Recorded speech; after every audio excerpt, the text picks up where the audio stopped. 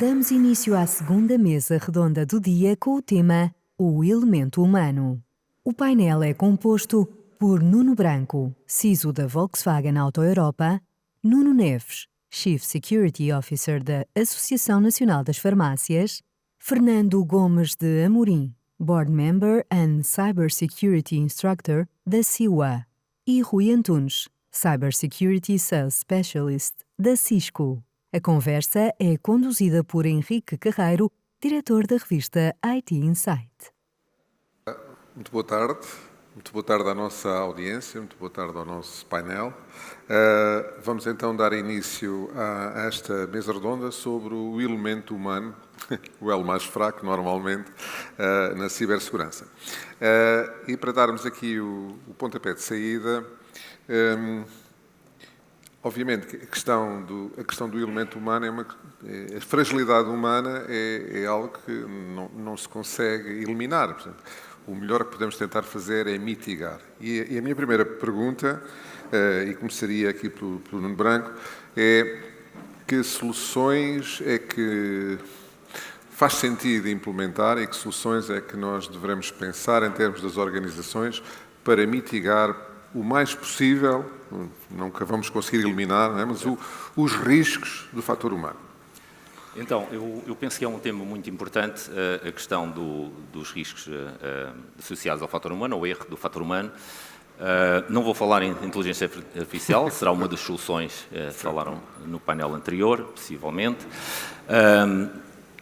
Arriscaria-me a dizer que todas as soluções tecnológicas de alguma forma mitigam o risco de erro humano, mas temos que nos focar na organização onde estamos inseridos e perceber que riscos a nossa organização prevê ou estamos a lidar para definir quais são as melhores soluções.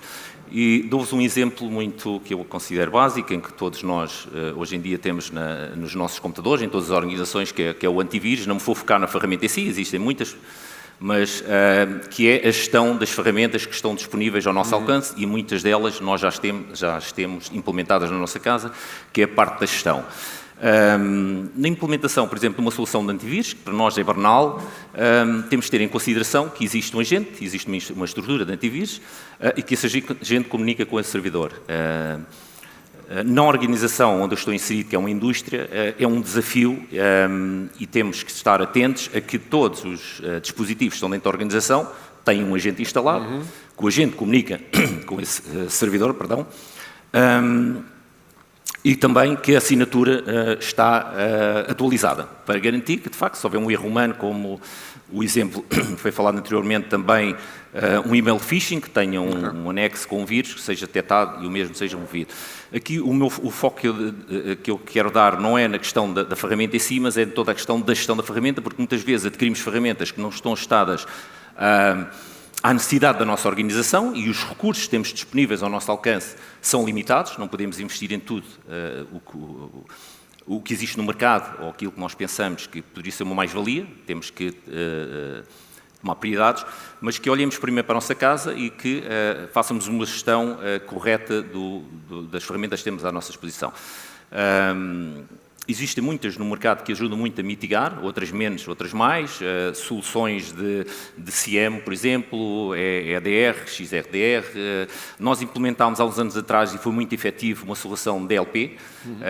Detectámos, através de uma análise de estatística de incidentes, que metade dos nossos incidentes, cerca de 50%, eram derivados à utilização de pens USB sticks, não é? Que os colaboradores utilizam ou utilizavam com alguma frequência em algumas atividades, levavam para casa, ligavam os seus computadores, e isso era detectado, e tínhamos uma série de incidentes com essa temática, e decidimos implementar uma ferramenta com muito sucesso, uma ferramenta DLP, onde bloqueámos todas as portas USB, e neste momento fazemos uma gestão.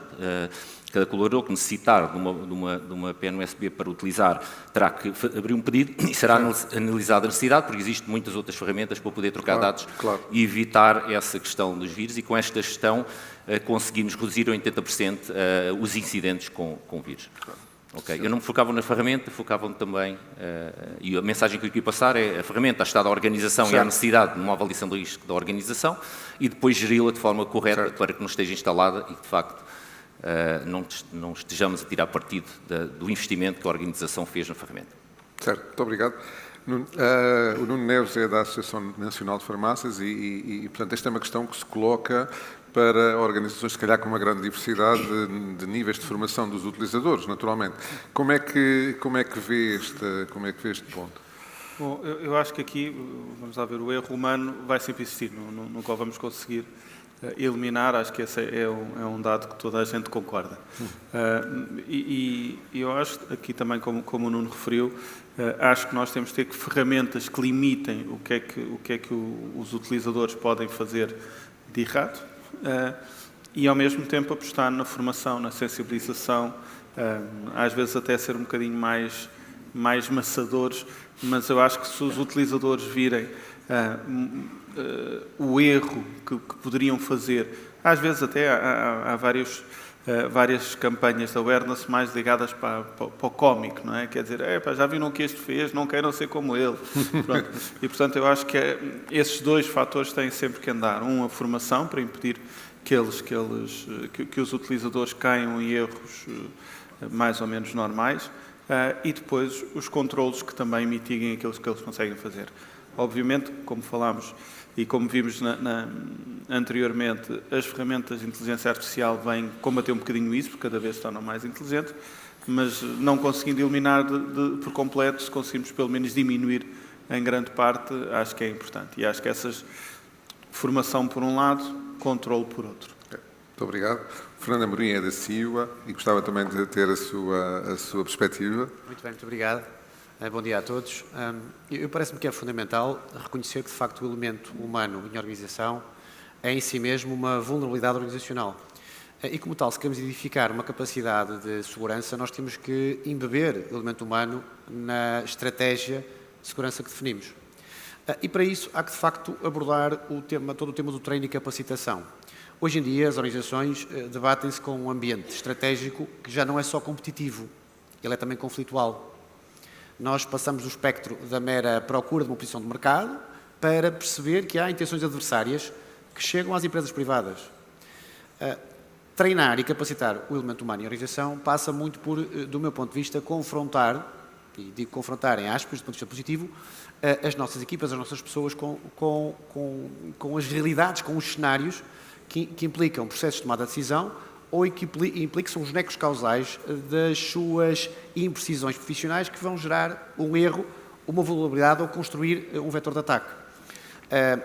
Os seres humanos são indissociáveis das organizações, enquanto assim os quisermos, e, portanto, parece-me fundamental, depois de reconhecer toda a complexidade que temos como seres humanos, hibridar o comportamento com a tecnologia.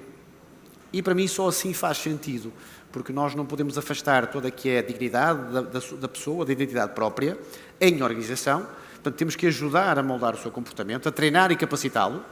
Eu diria que muito mais que formar, porque formar, a passagem de conteúdo tem que ser confrontada com o exercício de decisão e depois, sim, hibridar essa atuação e organização com a tecnologia. E, a partir daí, parece-me que sim, podemos caminhar naquilo que é fundamental no risco, que é mitigar o efeito da incerteza. De outra forma, estaremos sempre compelidos ao erro humano, que é natural, e não conseguiremos subtraí-lo da realidade que é a nossa vivência em organização. Muito obrigado. O Rui Antunes é da Cisco e, obviamente, terá uma perspectiva também complementar. Bom dia a todos. De facto, é importante mitigar os erros humanos, mas antes disso, e como já foi dito, também é importante tentar preveni-los ou pelo menos minimizá-los. E por isso há soluções tecnológicas para isso, plataformas de formação e awareness, plataformas de simulação de phishing, de campanhas de phishing, que é importante, portanto, para minimizar esse erro humano. E depois, sim, há tecnologias para mitigar. Por exemplo, uma solução de proteção de e-mail é importante. O e-mail continua a ser o principal vetor de ataque e pode prevenir ataques de phishing, business email compromise, malware. E a Cisco tem uma solução muito interessante que combina a mitigação com a parte de minimizar o erro humano, que é, nós, por exemplo, corremos uma campanha de phishing e, com base nesses resultados, conseguimos adaptar as políticas de segurança relativas ao e-mail. Imaginemos, há um utilizador que nessa campanha de phishing percebeu, carregou nos links todos e nos anexos todos, e automaticamente é possível aplicar uma política a esse utilizador. Diz, não, todos os e-mails que vão para este utilizador, os URLs são reescritos, todos os anexos têm que ir para primeiro uma sandbox, antes mesmo do e-mail ser libertado, portanto, é importante essa combinação. Depois, coisas como o multifator de autenticação, que há muitos ataques que são baseados no roubo de credenciais, e às vezes basta uma coisa simples como uma aplicação no telemóvel, como segundo fator de autenticação, e aquilo que seria um ataque bem-sucedido deixa de o ser. Outras tecnologias, proteção de DNS e content filtering, que algum utilizador clique realmente no link onde não deve e a ser bloqueado esse acesso.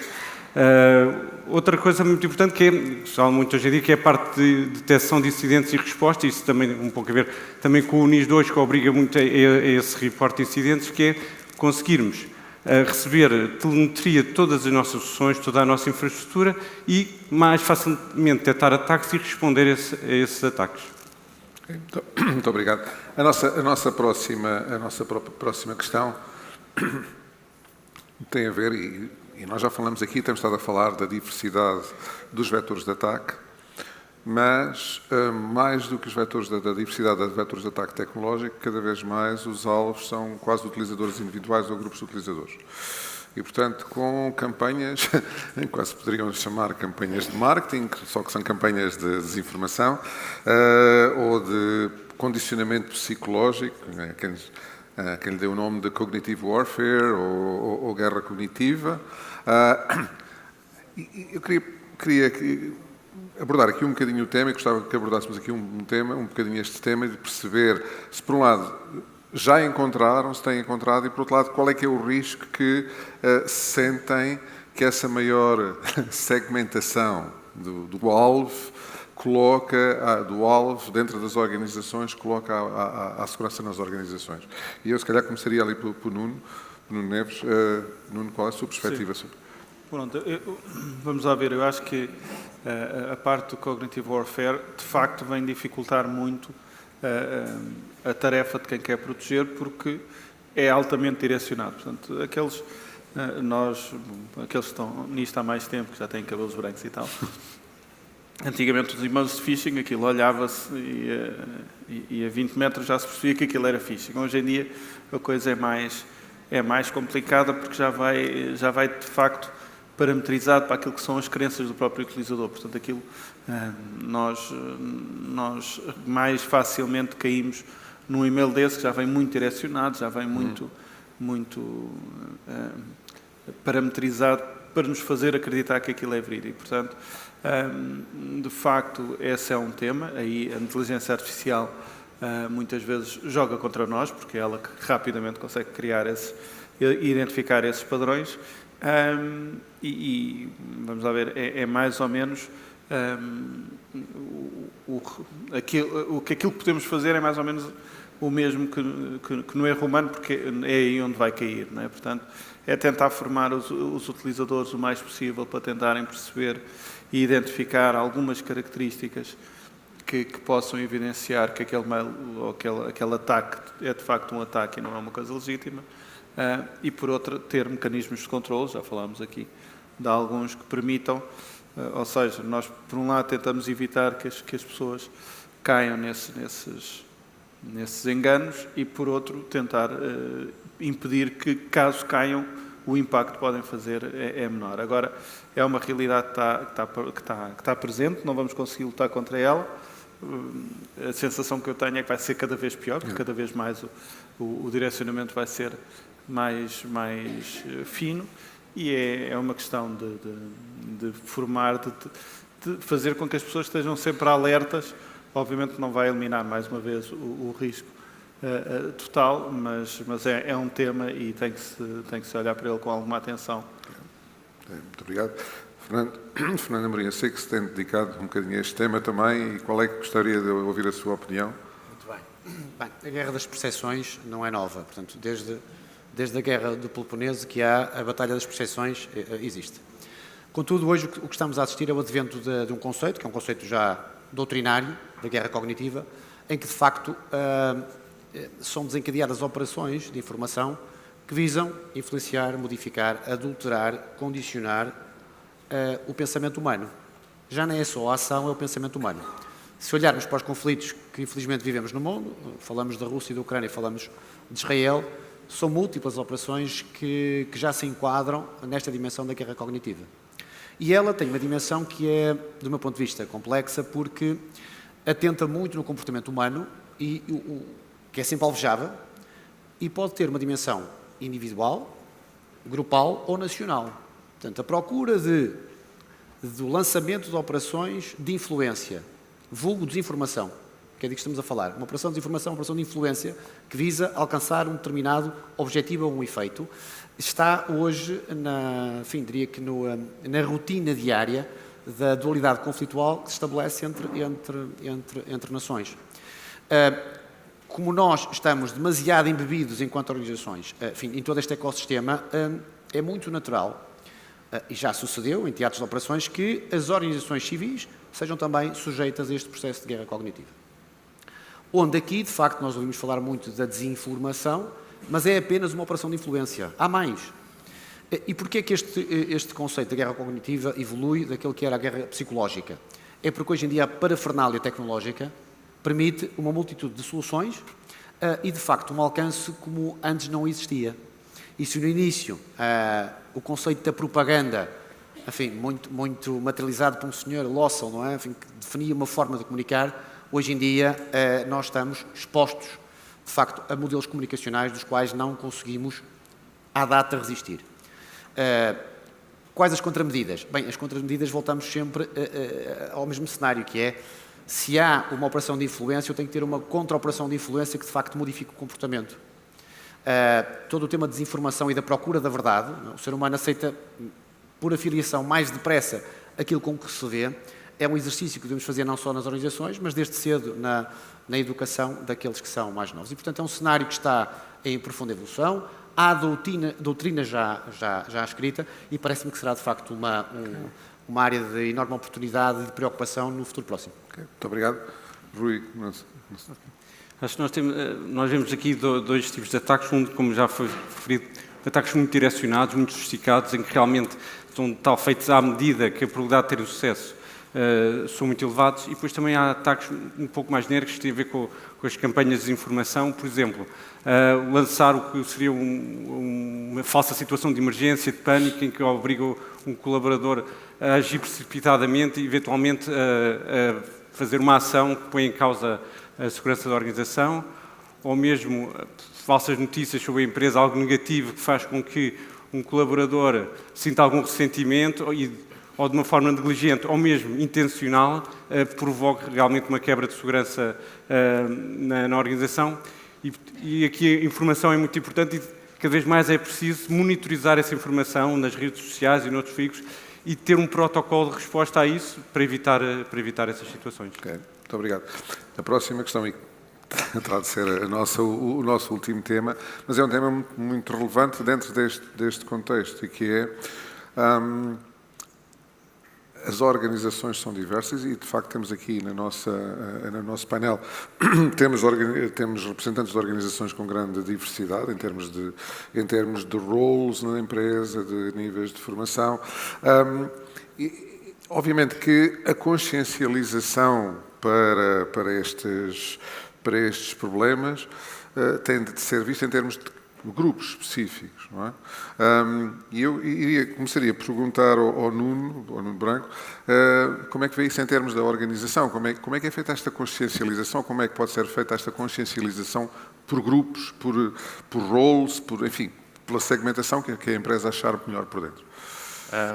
Em minha opinião, penso que é muito importante fazer essa segmentação, mas temos de ter a noção como é que o vamos fazer. E será uma forma eficaz de chegar ou de alterar os conteúdos da consciencialização de forma a focarmos no nosso grupo-alvo do qual queremos consciencializar para um tema. Eu aqui iniciaria o processo por uma análise de risco da organização, percebermos que risco é que a organização está exposta, e utilizaria outras duas fontes, que era uma análise estatística de eventos e de incidentes dentro da organização. E, mais para o caso particular do phishing, faria campanhas de phishing para perceber que departamentos ou que grupos estão mais suscetíveis a sofrer com os e-mails de phishing e a não detectar, porque se detectarem, né, nós não conseguimos evitar todos, felizmente temos filtros que nos filtram a maioria desses e-mails, mas existem muitos que ainda passam pelo filtro e que é necessária essa consciencialização do colaborador para que não clique no link ou não abra o anexo. Com isso, iria, com essa segregação que obtia, com a decisão que iria obter da segregação com os dados que obtive, iria criar uma campanha de comunicação e também de formação específica para os grupos que foram identificados que estavam ou que estão mais vulneráveis a essa temática e depois faria uma avaliação posterior para perceber se as decisões que tomei, os conteúdos que utilizei e a segregação que fiz por departamento ou por grupo foi efetiva e reduzi o risco no tema para o qual eu quis consciencializar os meus colaboradores a um nível que me garante alguma maturidade para que eu fique descansado nessa temática e que volte só a relembrar-me desse tema daí uns meses ou daí uns anos. Muito obrigado. Senão, voltaria a fazer tudo novamente no mesmo ciclo, tentar melhorar. Muito obrigado. Nuno Neves, na sua perspectiva, como é que isto se faz? É mais ou menos a mesma coisa, mas considero que é muito importante fazer essa distinção, até porque nós, quando direcionamos as campanhas chamamos de sensibilização, awareness, formação, o que quer que seja, nós temos tanto para passar que convém segmentar, porque senão também é tanta coisa que já não ligam. E eu lembro-me do exemplo que foi dado esta manhã da troca do IBAN. Obviamente que isso é uma formação que tem que ser dada, não vale a pena dar a toda a empresa, não é? Portanto, é muito importante perceber exatamente e fazer a análise de risco, a que risco é que cada grupo está sujeito, identificar esses grupos e depois ter uma formação ou uma sensibilização direcionada para cada um deles, até para não maçar demasiado os colaboradores e eles deixarem de ligar. Portanto, eu acho que é sempre o tema. Nós falamos sempre que é preciso dar formação, é preciso dar sensibilização, mas, e aqui provavelmente sabe melhor do que eu, quer dizer, quando a coisa é demais já ninguém liga, não é? Mais uma formação, pronto, e portanto eu acho que esse target, e se calhar aí lá está a inteligência artificial agora funciona connosco, que é perceber, ok, este utilizador em concreto já caiu em mails de phishing, então vai ter uma formação específica de phishing. Tem um risco específico de alteração do IBAN, então tem que ter este modo, para os outros não vale a pena.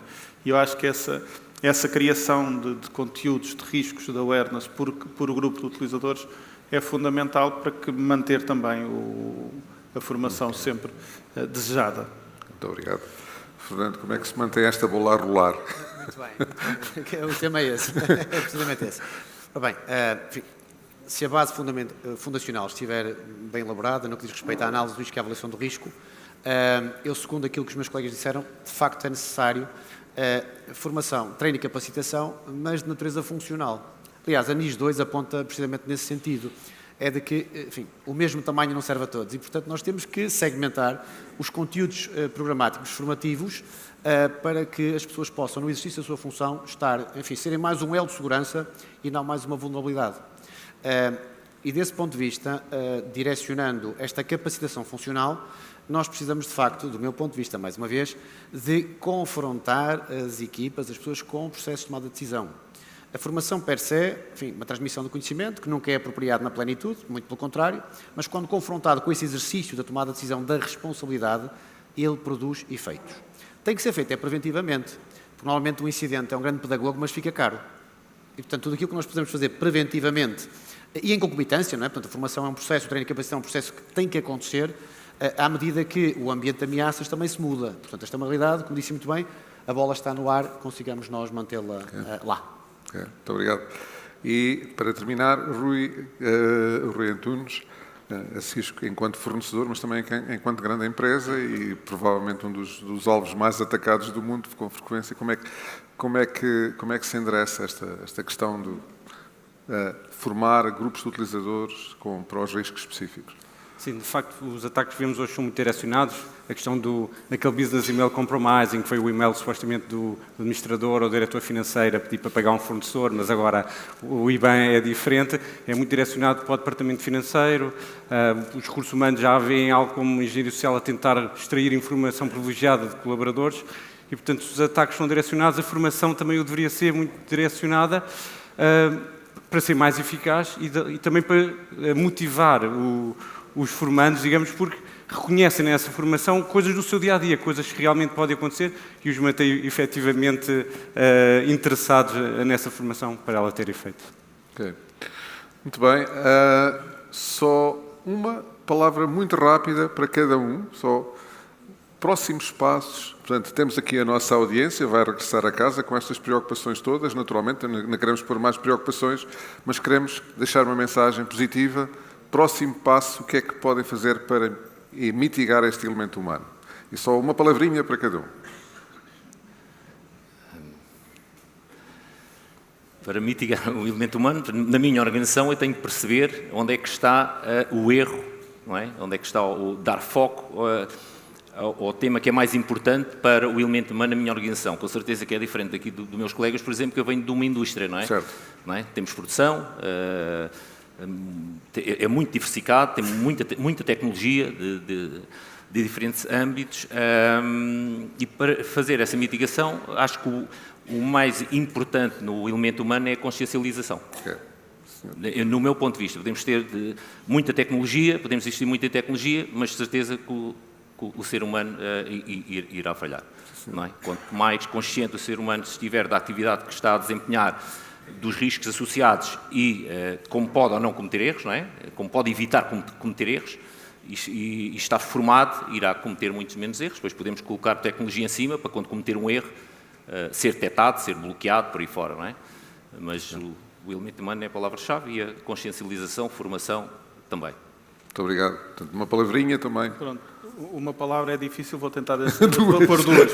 Desculpa, que é consciencialização e controle.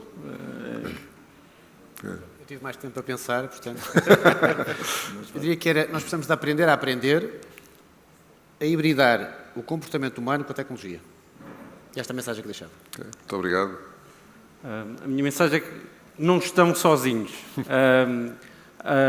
É muito importante manterem-se em contacto com as entidades como o Centro Nacional de Cibersegurança, em contacto com os especialistas da indústria, também é muito importante a colaboração mesmo com organizações que costumamos dizer que são concorrentes no mercado, mas unirmos contra um inimigo certo. Que é comum. Certo, porque o atacante é comum, não é? Portanto, senhor, muito obrigado, agradeço ao nosso painel, agradeço à nossa audiência.